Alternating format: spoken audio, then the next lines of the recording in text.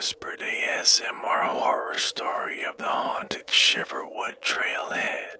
Scary stories to fall asleep to while you're listening to ASMR 404Found. Don't forget to like, comment, and subscribe. I remember the first time I saw the faded green sign leaning at an odd angle at the edge of the gravel lot where the road just sort of gave up against the dense wall of timber.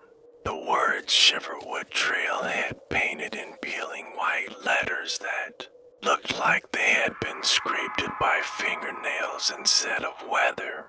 I had been driving for hours down back roads that wound like snakes through the hills. I was tired enough that I thought maybe I had misread it. Maybe I was just seeing what my brain wanted to see because the name gave me that same uneasy twist in the gut. As when you hear a dog growl low in the dark, there had that heavy stillness that feels like the woods are holding their breath, and there was this smell drifting in from between the pines, not rot exactly, but something damp and old like wet leaves pressed together for years. I swear I could hear the faintest crack of a branch deeper in there. Even though the trees were still as stone, I told myself it just a wind, but my gut didn't buy it. The Shiverwood Trail was supposed to be short, maybe for miles, looped through some old growth and a creek that locals said used to feed a sawmill that had been abandoned since the 60s, but the parking area was empty and the dirt was pressed with no recent tire marks, just a thin layer of pine needles. Like nobody had been here in weeks, I stood there listening to my own breath and the ticking sound my engine made as it cooled off. He had been chasing this project for months, documenting old forgotten trails for a blog that barely anyone read. But it gave me an excuse to go places people didn't anymore. But this trail felt different. Right from the start, the trees here weren't just tall, they were towering ancient things with bark blackened in places as if scorched long ago.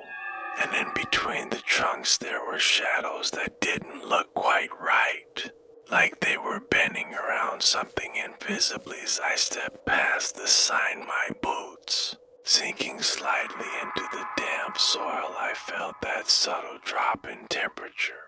Like stepping into a basement, the sound of the road behind me faded fast and was replaced by the kind of silence that makes your ears strain harder. The creek should have been close enough to hear, but there was nothing except that soft crunch of my boots and the occasional snap of something in the distance.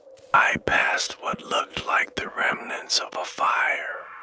The stones blackened but scattered as though someone had kicked them apart. There were no beer cans, no wrappers, nothing to show.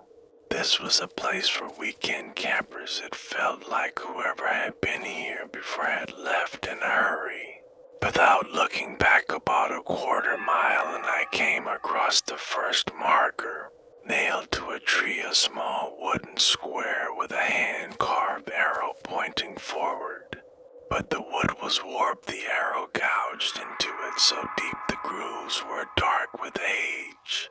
My hand hovered near it and the wood felt cold, far colder than the air, like it had been pulled from ice. There's a strange thing that happens when you're alone on a trail like this. Your mind starts playing tricks.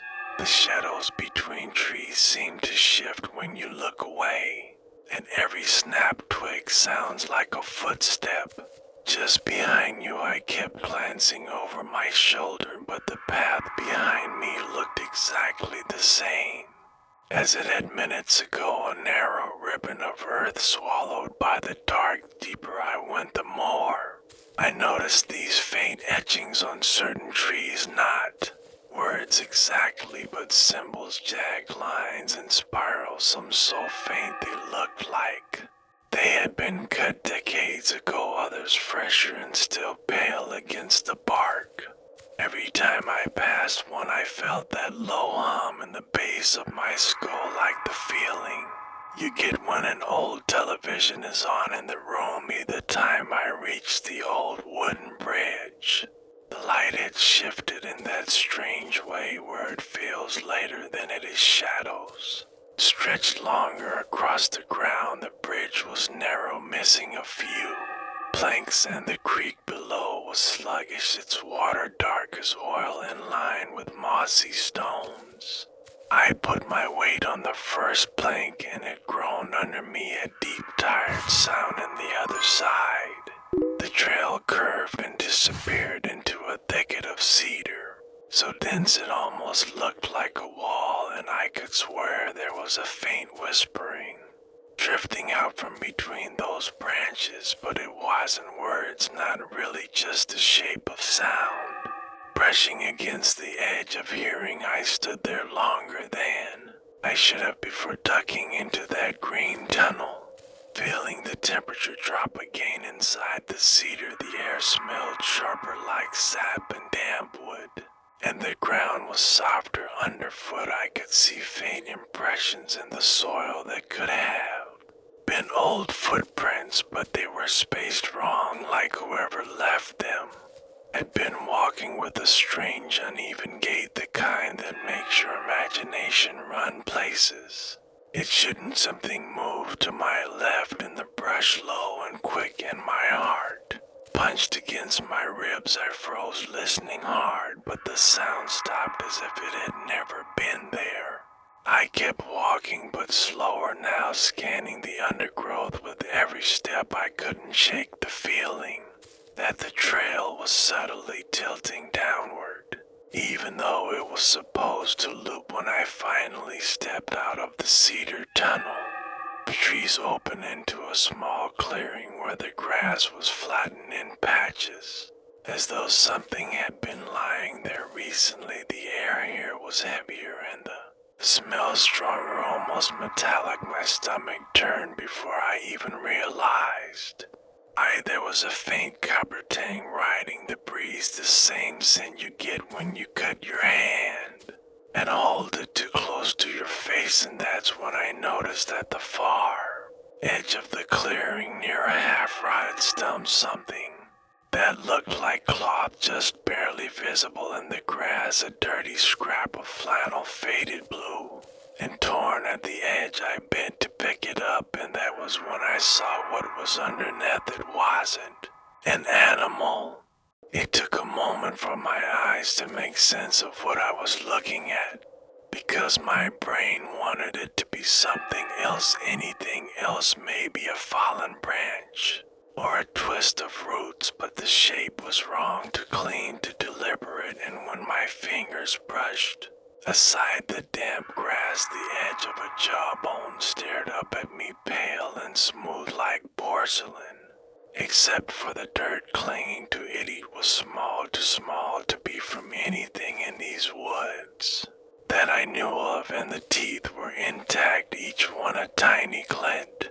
In the fading light, my stomach tightened and my throat went dry, but I forced myself to crouch lower, tracing the curve of it, until I saw the faint remnants of what looked like fabric tangled beneath the bone. Not just a torn flannel, but something else, something rough and fibrous like burlap. The air in that clearing felt heavier, the silence deeper, like the woods themselves were holding their breath. And I realized I could no longer hear the faint creak behind me, even though I hadn't walked far. I stood there frozen, listening to that suffocating quiet, until there it was again.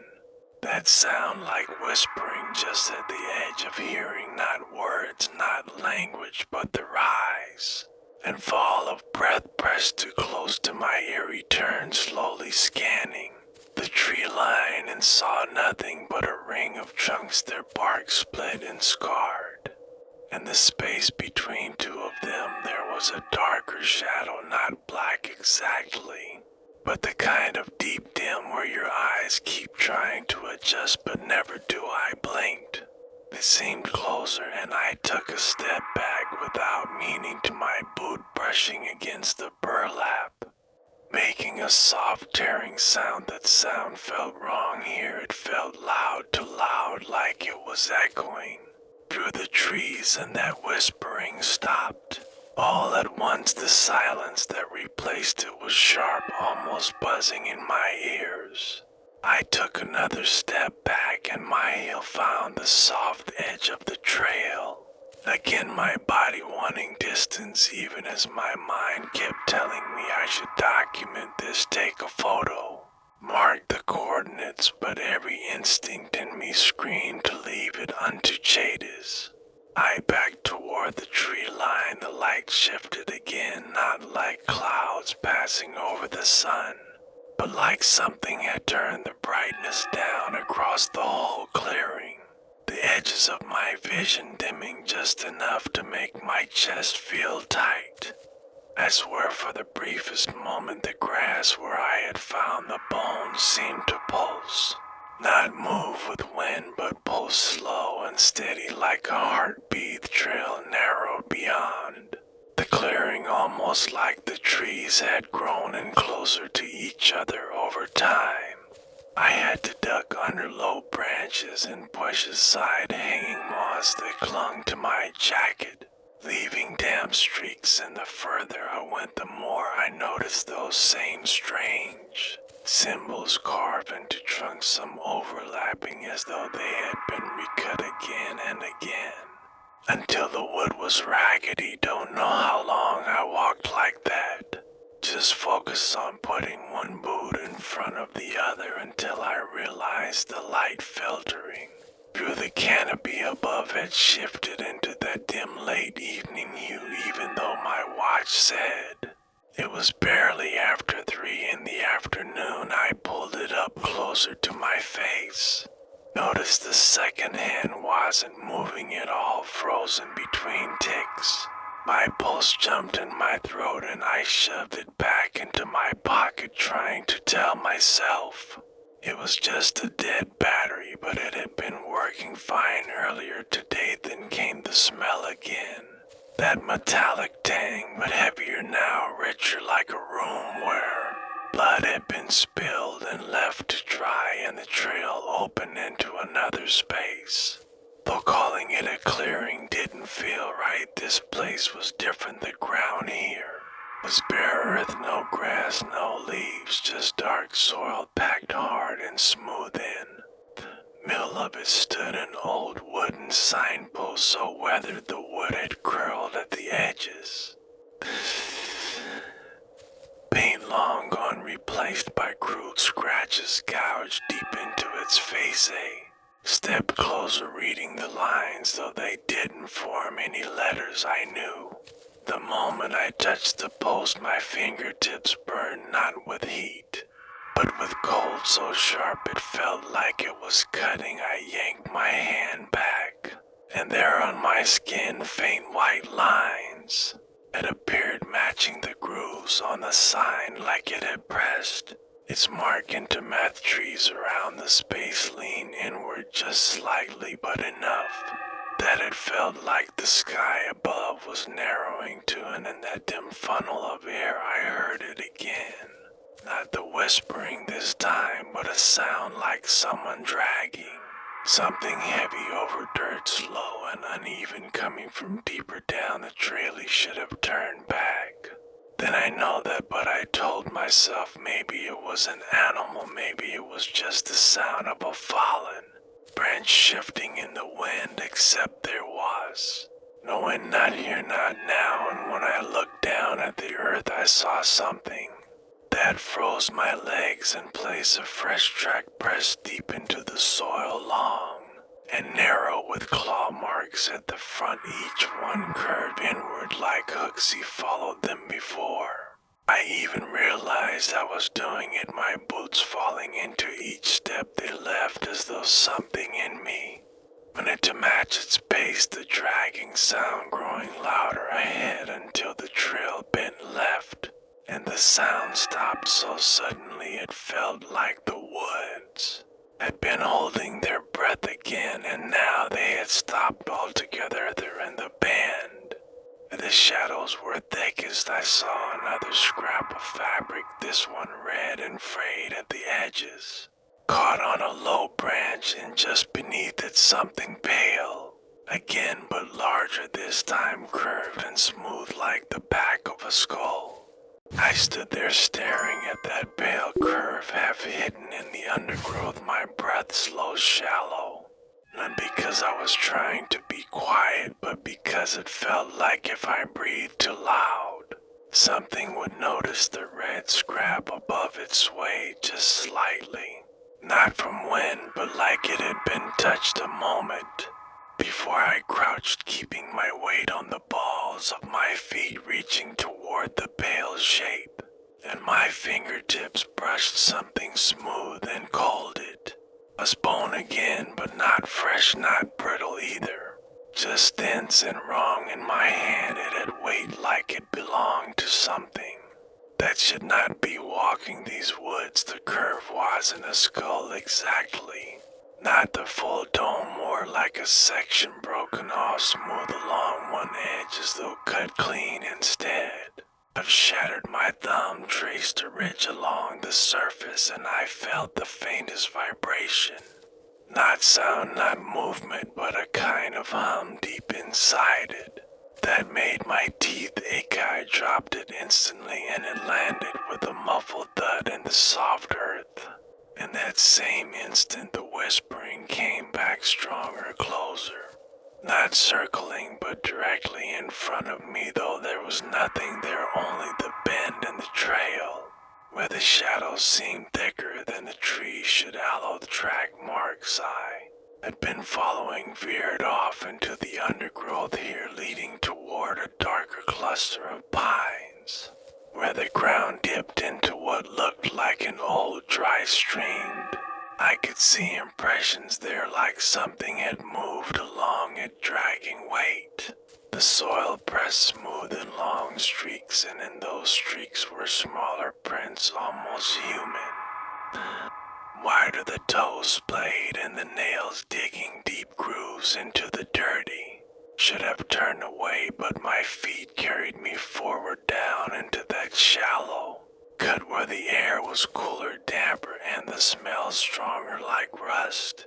And old water, my boots sank slightly with each step, and my ears kept catching faint snaps of twigs behind me, though every time I turned there was only the narrow path I had just walked and the leaning silhouettes of trees about. 20 yards and the stream widened into a pocket of space, almost perfectly round. The earth here was darker, wetter, and in the center of it stood a rotted wooden crate, its slats blackened with age and streaked with something darker still. One side had caved in, and through the gap I could see more burlap, more cloth bunched and twisted around shapes that made my stomach knot.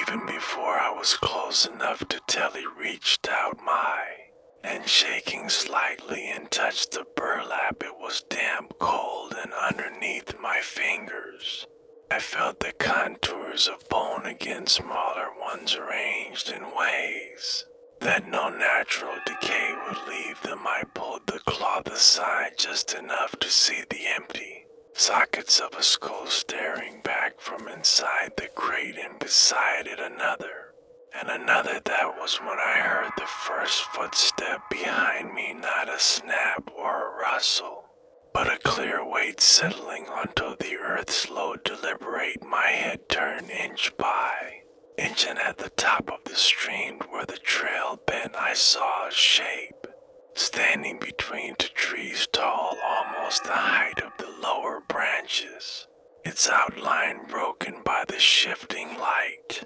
but its head wrong, too long, tapering forward into something like a snout, but thinner and ending in a jagged point. It didn't move right away. It just stood there watching, though I couldn't see eyes, not from this distance. Then it stepped forward, and the way it moved was all wrong, the legs bending too, for the feet landing without sound, and the dragging noise began again, except now I could see. What made it one of its arms, or what passed for an arm, was far too long, trailing behind it. Something heavy and formless scraping the ground. He backed away. Slow, my boots sucking at the wet soil, and the thing paused, its head tilting slightly, as though listening to hum, and my teeth was back stronger now, like the bone I had touched was inside my mouth, vibrating against my jaw. I turned slowly, facing the crate again, looking for any way around, and that was when I saw the gap in the trees behind it, narrow but clear enough for me to slip through if I moved fast. He dropped low, pushing past the crate. The smell so strong now it felt like it coated my tongue and squeezed between the trunks into a darker corridor of forest here.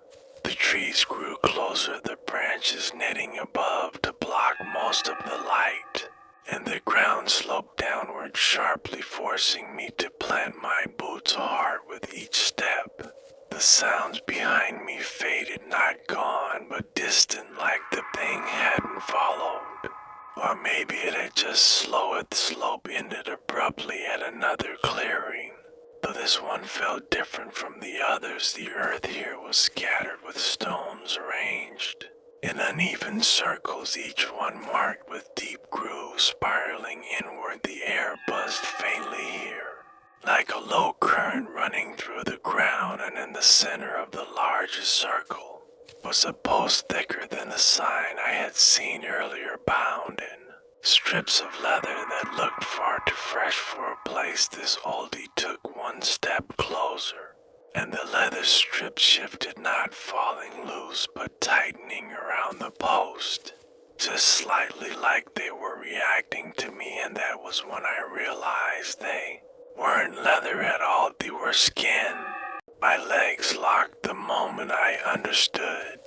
But I was looking at the pale strips wrapped around that post had a faint mottled pattern, not from dye or weathering, but from pores, and the edges curled in places to reveal layers beneath that made my stomach twist. One entrail toward the ground where it had dried and cracked, yet the part nearest my hand was damp with a faint sheen, as if it had been stretched there. Only recent light buzzing in the air, deep and almost a vibration through the soles. My boots, and I stepped back, but the earth under me gave just slightly, like there was something hollow below the surface. I crouched, pressing my palm to the dirt, and felt that same hum I had felt through the bone, only stronger here, almost like the ground itself was breathing slow. Instead, the circles of stones around me weren't random. I could see now that each one framed a patch of earth slightly lower than the rest. In the dim light I could make out faint impressions in those depressions. The shapes were too long for a person, yet too narrow for an animal. At the center of each depression there was a dark, wet spot that caught the light in a way that made me not want to look at it too long. He turned slowly, scanning the tree line, and that was when I caught movement just beyond one of the outer circles. Something shifting low to the ground, like a person crawling. But faster, the shape slid behind a trunk before I could focus my eyes on it, and I caught only the glint of something wet, and the fading light. Smell of rust was stronger here than anywhere else on the trail, heavy enough that I could taste it on the back of my tongue. Under it was something else, a sharper scent like sap or resin, but burnt. I backed toward the gap in the stones, but the moment my boot crossed the outer ring, the humming spiked hard enough to rattle my teeth. The post in the center of the main circle seemed to pull at the air, like the space between me and it had thickened. crawling shape appeared again, this time closer, emerging from between two stones into the inner circle. It wasn't on hands and knees exactly, more like the limbs bent the wrong way, forcing it into a lurching sway, its head tilted low so I couldn't see its face, but I could see the way its skin looked stretched to thin. Over its bones, veins mapping across it in dark lines that pulsed with each movement. I froze watching it drag itself toward the post, and as it reached the base, those pale strips of skin tightened again, pulling higher around the wood.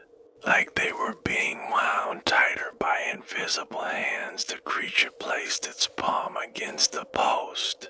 For a moment its fingers twitched before pressing flat, and still the buzzing grew so loud inside my skull that I nearly staggered, and the soil beneath me trembled.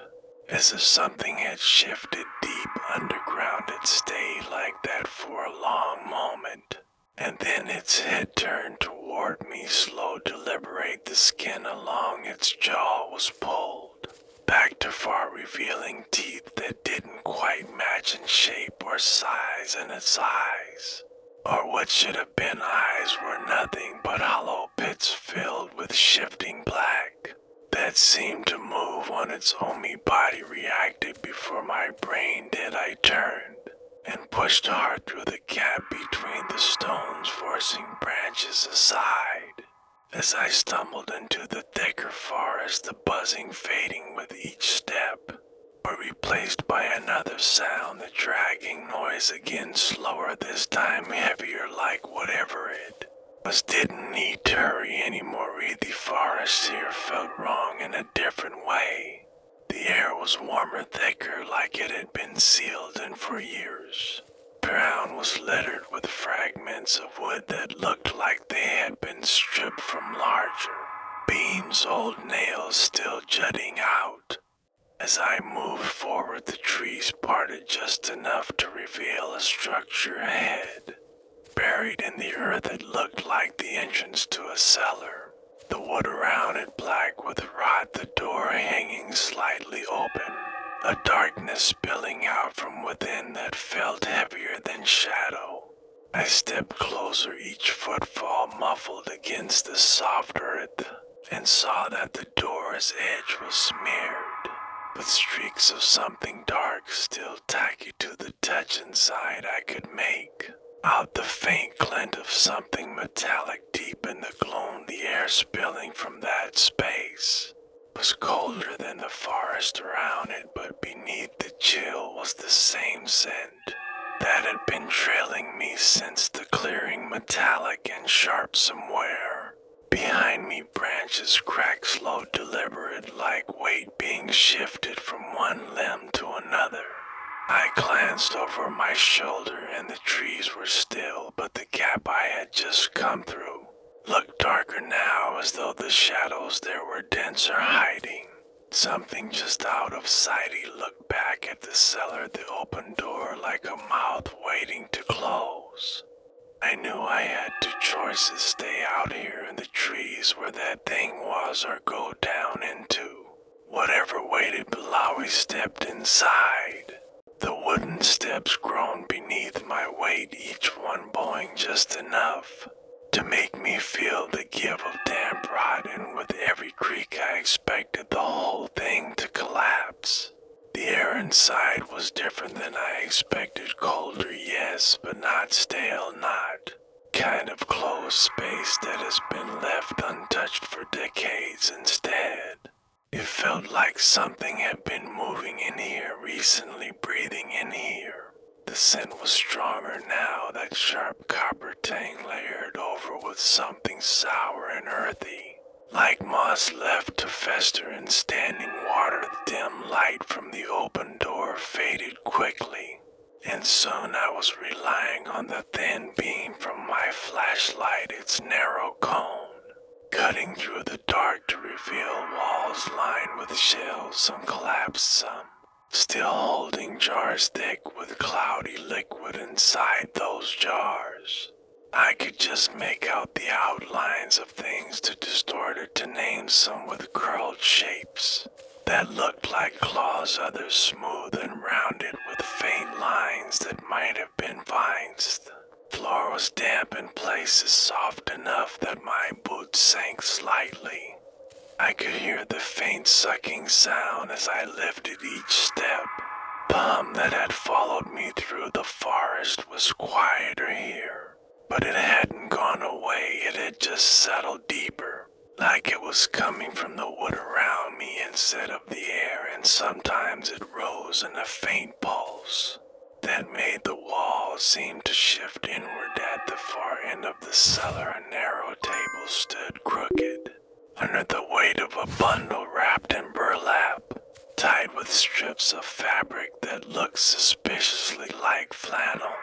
I approached slowly, the beam of my light tracing the shape beneath the cloth, long and narrow and uneven in a way that set every nerve on edge. The cloth twitched. He froze, staring hard, thinking maybe it was my own breath stirring the air, but then it shifted again, sharper this time, like something underneath was pulling against the binding. The sound it made was faint, but wet, as though the movement came from inside a soaked layer. A sudden crack echoed from the stairs behind me, the sharp snap of wood under weight. I spun the beam toward the doorway, but all I saw was the black gap leading back to the forest. Yet the sound had been right there on the steps. I turned back to the bundle, but the cloth was still again, except for a slow ripple down its length, as though whatever was inside had just settled back into place. Beside the table, a trapdoor sat flush with the floor, its edges ringed with dirt and black mold. I crouched near it, brushing away the loose soil to find a rusted iron handle. The hum grew stronger here, vibrating through my knees where they pressed to the wood. I pulled, and the trapdoor groaned open. The smell that poured out was thick and clinging, making my eyes sting. The narrow passage below was lined with stone slick, moisture leading deeper than my light could reach. The hum was loudest here, not just a sound, but a pressure pushing against the inside of my skull, and beneath it I could hear something else, faint but distinct, a slow, uneven breathing that wasn't meant to me. First step down sent water dripping from above onto my shoulder, cold enough to make me flinch. I took another, and the breathing grew louder, closer. Each step felt heavier, like the air was thickening around me, and when my boot touched the final stone at the bottom, the beam of my light fell on the shape in the corner. It was crouched low, its back rising and falling with each breath, the skin pale and pulled tight over a frame that was almost human but too long in the limbs. Its head turned toward me slowly. In the hollow pits where eyes should have been, I saw movement, something shifting just behind the surface, like black water churning in a glass jar. The hum hit a peak, then stopped all at once. The silence that followed was worse than the sound had been. The thing straightened its neck, unfolding with a slow precision its hands or claws, or whatever they were, dragging along the stone with a scrape that sent a chill racing up my spine. Behind me on the steps was splintered again, but this time it was faster, closer, and whatever was coming down was heavier than me. I turned the beam upward and caught only a flash of something pale before the light was knocked sideways. The cellar filled with the sound of something hitting the floor, hardened the scramble. I backed against the wall, my flashlight rolling in a circle across the wet stone, the beam catching both the thing in the corner and the new shape that had entered. They didn't look at each other, they both looked at me, and they started moving forward together. I pressed my back so hard into the wall. It felt like the damp stone would swallow me, my palms slick with sweat. As the two shapes closed the distance, their movements different yet matched in purpose. The one from the corner moving in those long, low strides, its limbs bending the wrong way with each step, while the one from the stairs jerked forward in uneven bursts like a puppet pulled by tangled strings, each drag of its foot leaving a wet streak on the stone there between them was wrong. It shimmered faintly in the beam of my flashlight like heat off asphalt. But it was cold, so cold my breath came out in quick white bursts, the hum every turn now rising and falling in waves, but there was something else mixed into it, a low chant that I couldn't place as words, but still carried the shape of language like syllables, worn down over centuries until they were only sound he tried to move sideways along the wall. But my boots struck something hard, and the noise it made was sharp, enough to cut through the hum. Both heads turned toward it at once, those hollow pits in their faces locking on me. The chanting stopped, the hum dropped to a low steady throb, and they began to quicken, their pace the jerking one snapping forward in short lunges, while the long-limbed one seemed to glide more than walk, its claw tips scraping faint grooves in the floor. He searched desperately for any opening, any crack in the wall, and that was when my light caught the faint outline of another door set low into the stone, half hidden by stacked crates. I shoved them aside, the wood splintering under my hands. Found the door was smaller than I expected, almost too small for me to fit through the handle. It was a thick loop of rusted iron, and when I pulled it, the hinges screamed loud enough to echo back from somewhere far beyond. That sound made them move. Posterity ducked into the opening, scraping my shoulders along the stone. As I forced my way down a narrow tunnel, the smell here was worse than anything above, like old water mixed with rot so deep it had soaked into the stone. The hum still followed me, but it was muted by the tight walls. My hands slid over slick growths along the passage as I crawled until the tunnel opened, just enough for me to stand hunched. Space here was no bigger than a small room, and the walls were carved with the same jagged symbols I had seen on the trees above, only here they were deeper, more deliberate, the grooves filled with something dark that glistened faintly in the light. On the far wall, a sheet of old metal was bolted into the stone, pitted with rust but marked with dozens of handprints, each one smeared in that same dark substance. As I stepped closer, the hum inside my skull sharpened into a piercing pressure, like something was trying to push its way in, and for a split second the handprints shifted in my vision, the fingers elongating, the palms stretching wider, until they didn't look like hands anymore. A scraping sound came from behind me.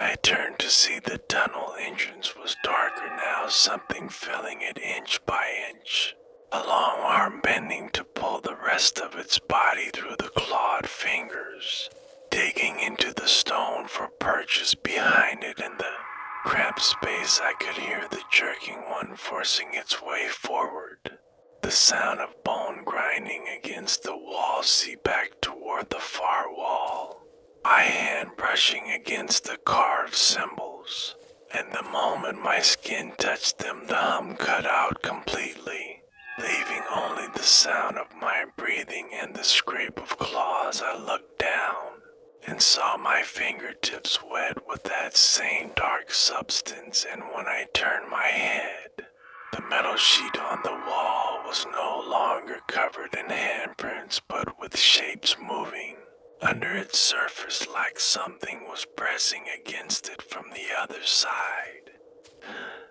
First claw-tipped hand shot toward me but stopped inches from my chest, its fingers twitching, as though something held it back. The long-limbed one strained forward, its jaw splitting to wide in silence, but it couldn't cross the threshold between us. The jerking one slammed its shoulder into the wall, the impact sending dust down from above.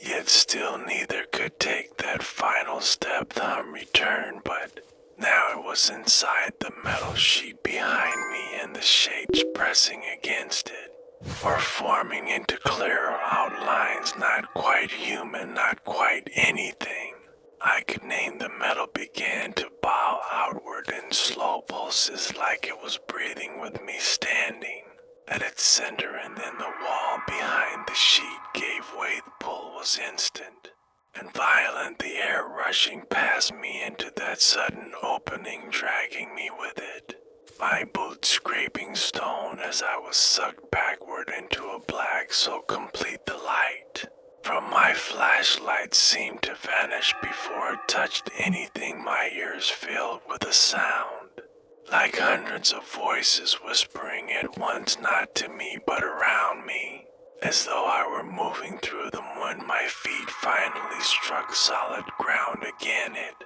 wasn't stone beneath me, it was damp earth, and the scent of pine needles filled my nose. I was standing in a different part of the forest, one I didn't recognize, the trees taller and closer together, the sky a thin gray strip far above, but I wasn't alone here either. The air here felt heavy in a different way, not like the suffocating cold of the cellar, but like the stillness before a thunderstorm, where every sound is swallowed before it can travel far. I turned slowly, my boots sinking just slightly into the damp earth, and saw that the ground was littered with fragments of wood and stone, each one marked with those same carved symbols I'd seen on the trail above. But these were older, the grooves worn smooth as though countless hands had traced them. Over the years, trees leaned inward here, their trunks twisted, as if they had grown towards some point I couldn't see. In between them hung lengths of rope, frayed and darkened with age, some tied into loops, others knotted with objects hanging from them, pieces of bone and scraps of cloth that swayed just enough to make the air stir around my face. There was no wind. A low rustle came from somewhere to my left, the sound of something moving through undergrowth, but without the steady rhythm of an animal. It was slower, more deliberate, like a person taking each step with care. I crouched instinctively, scanning the shadows, and caught a glimpse of a pale arm slipping behind a trunk, the skin stretched thin over sharp bone, the elbow bending just slightly too far. As it disappeared from view, he stayed still, letting my breath slow. But the rustle came again, this time from a different direction, and when I turned my head, there was another arm visible for just a moment before it slid out of sight. The distance between the two was wrong, too wide for one body, and that's when I realized whatever was out there was circling meth rope above my head, creaked softly. I glanced up to see one of the loops swaying, the bone tied to it clicking faintly against the wood it hung from, and in that click, I heard the faint hum again, not loud, not overwhelming like before, but enough to make the back of my skull throbbing.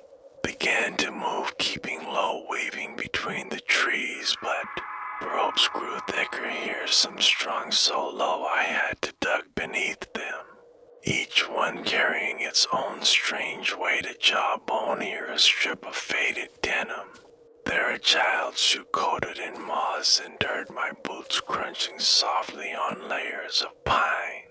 Needles that smelled faintly sweet under the sharper tang of rust rustle behind me grew closer.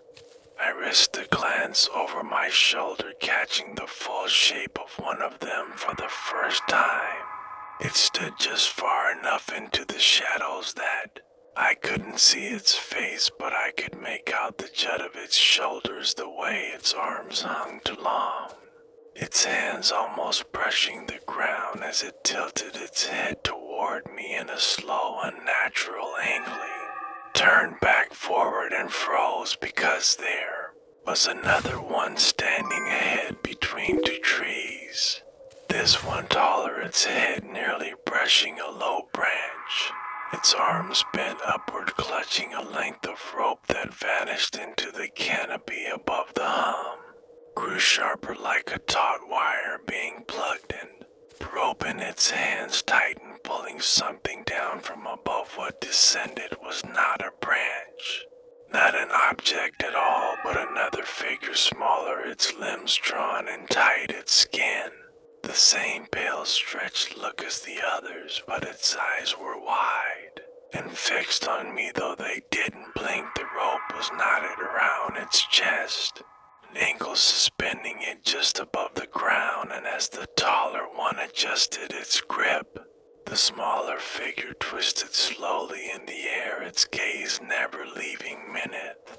First step backward felt like trying to move through water. The legs heavy, my chest tight, the ropes around me swaying in small arcs as if moved by something. Just out of sight, I turned sharply to my right, slipping between two leaning trunks, but the moment I cleared them, the forest opened into a space that stopped me cold. It was a circle, maybe 30 feet across the ground, bare except for a ring of those carved stones, each one marked with a fresh dark streak. The center of the circle was a patch of soil darker than the rest, and in the middle of it stood a stake, much like the one I'd seen before, only taller, thicker, the strips wrapped around it fresher. The hum here was constant, steady, and low enough that I felt it in my chest. As I stepped closer, I noticed the ground around the stake was damp with a thin sheen of water, or something thicker seeping outward into the soil. I was close enough now to see that the strips weren't just wrapped around the wood, they were threaded through it, disappearing into drilled holes and emerging again on the other side, as if the stake itself was hollow and something inside was pulling them tighter. Rustle returned louder now, and when I turned there were more of them stepping out from between the trees, their heads tilted, their hollow faces unreadable.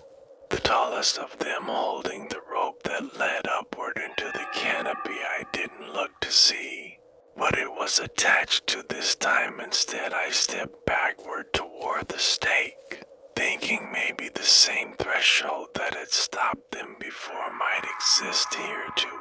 But the moment my boot crossed into the darker soil, the hum spiked sharp enough to make my vision swim, and the strips around the stake twitched like they were elevated. That's when I realized I hadn't stumbled into another part of the trailing, had been pulled to its center.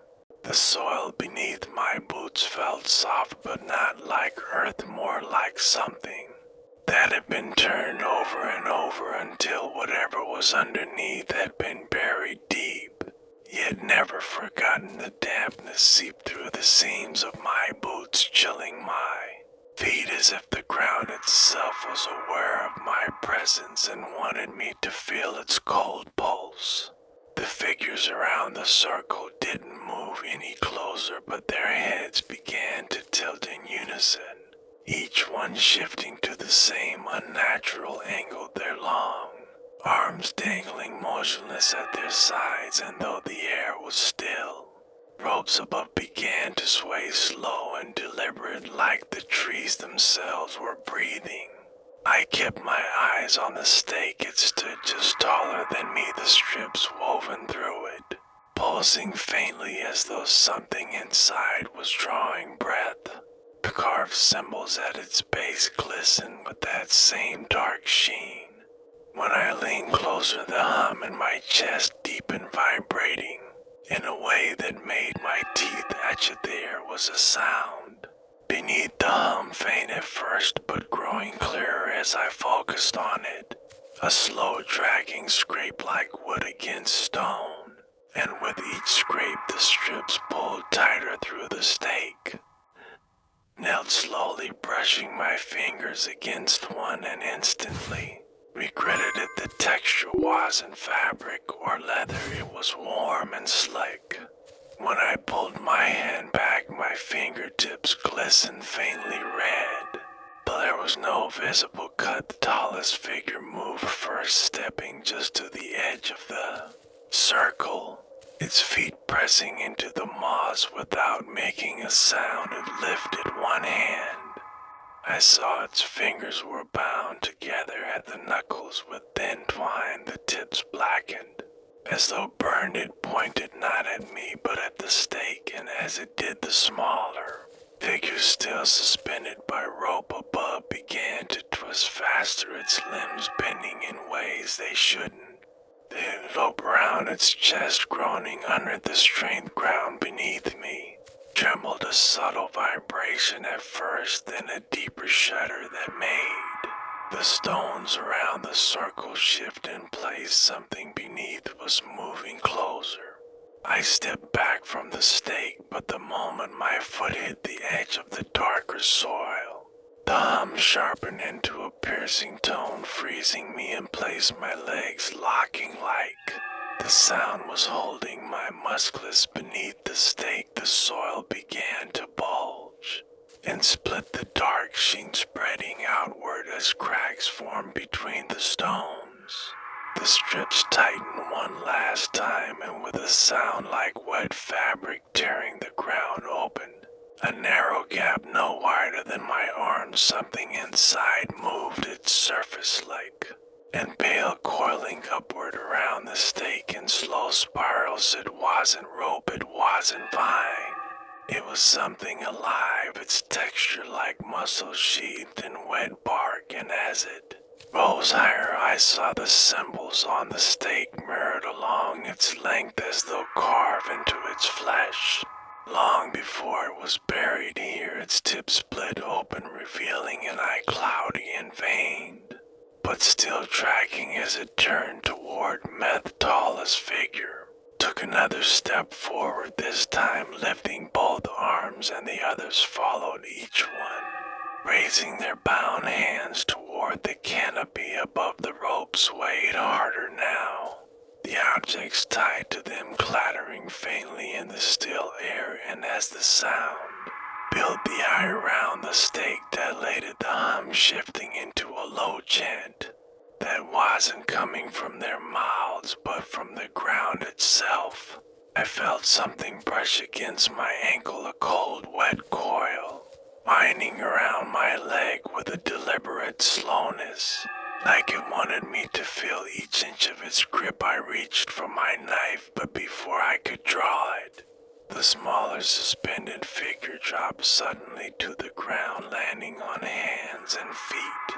Without a sound, its head snapping toward me, its mouth opening wider than it should, its jaw trembling as if struggling to form words. When it finally spoke, the voice wasn't its own, it was layered deep and old. It came from every direction at once. You stepped where the ground remembers. The coil tightened round my leg, pulling me closer to the stake, my boots sliding against the slick soil. The chanting grew louder, the eye unblinking as it followed my movement, and behind me, the figures began to step forward in perfect unison, their shadows spilling into the circle like black water. Harry dug my heel into the ground, but the pull didn't stop. The soil seemed to give way beneath me, sucking at my feet. The stake pulsed again, the strips threading deeper into its flesh as if drawing strength from whatever was happening. Then the voice spoke once more, softer this time, almost a whisper meant for my ears alone. Shiverwood keeps what it has given. The coil surged, pulling me to my knees. The hum rattling my ribs, the chanting rising until the ropes above shook violently, scattering bits of bone and cloth that fell like brittle snow around me. I reached for my knife again, this time yanking it free, just as the coil around my leg tightened enough to send a shock of pain through my thingy didn't. Think I just drove the blade down, and that's when the hum stopped. The moment the blade cut through the coil, there was no spray of blood, no scream, no thrash of pain. The thing simply loosened and slid back into the soil like it had never been there at all. With its retreat, the hum that had filled the clearing died. Instant lithe silence was absolute, not just an absence of sound, but something heavier, a pressure that seemed to close around my skull. The ropes above no longer swayed.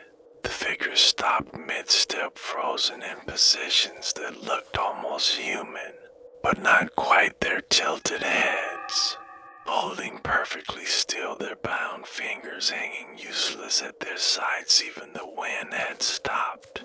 I could feel my own heartbeat louder than it should have been, thudding in my ears, my breath sharp in the cold air, but each exhale seemed wrong. It vanished too quickly, like the air was being taken from my mouth before I could draw it back. And then from somewhere beyond the circle came a creak of wood, like a tree shifting in a storm, but the sky above was still. I turned toward it, but there was nothing, only the endless black between the trunk studs.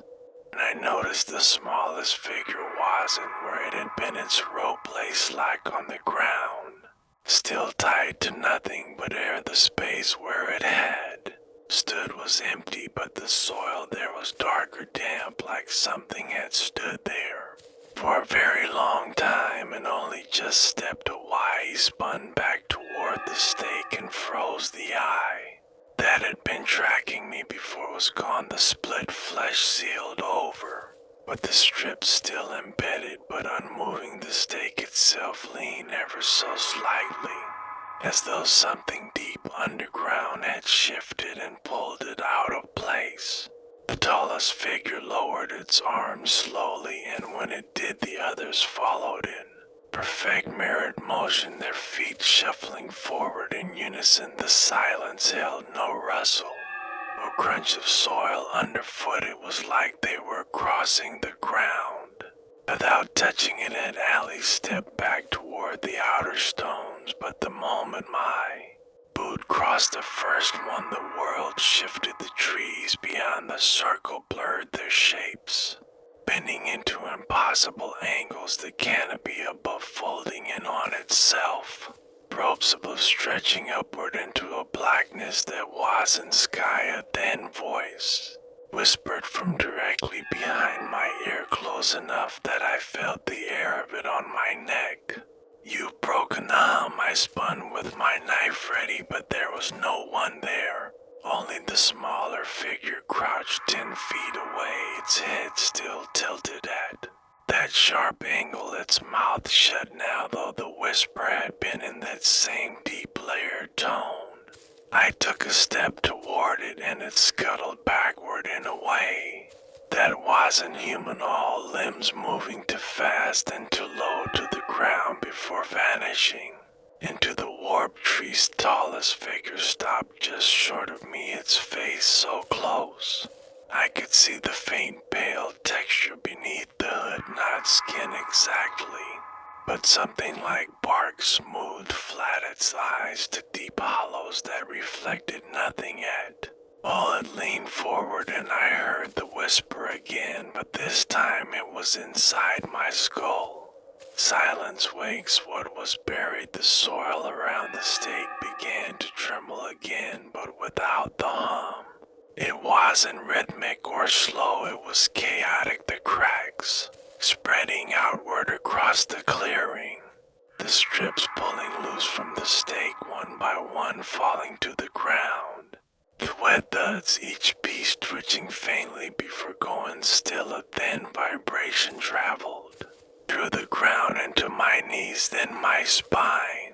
Like something enormous was moving just beneath the surface, the tallest figure stepped aside, clearing my view of the stake, and I saw the soil between us begin to bulge high, enough to cast a shadow. The cracks split wide, and from them rose not a coil this time, but a hand long, and jointed the skin pale and stretched tight over bone. The fingers ending in points that scraped against the stones. It gripped the edge of the circle and pulled something else upward, something so large it blocked out the warped canopy above its head. Was featureless but for the same hollow depressions. As the figures, its limbs bent wrong, its shoulders brushing the trees.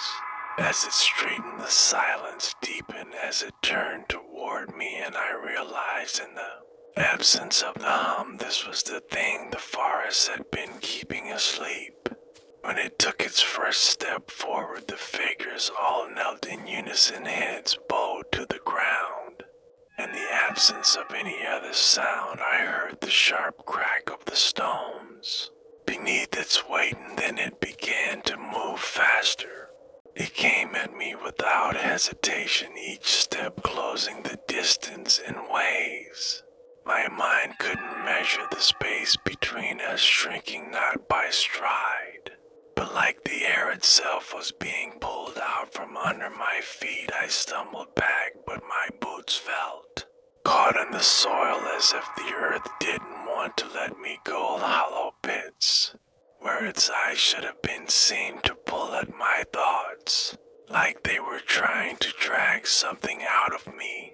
I could feel my memory slipping in jagged flashes, the sound of gravel under my boots when I first stepped onto the trailhead, the smell of pine from hours ago, the hum of the clearing all ripped away, as though they belonged to it now. The figures stayed on their knees, but their heads had turned without, lifting their bodies, every one of them watching me, their mouths open wide, showing no teeth, no tongue, only a darkness matched the things. The creatures' arms uncoiled like ropes themselves, each ending in those pale jointed claws. It reached for me, and I threw the knife hard enough to make my shoulder crack.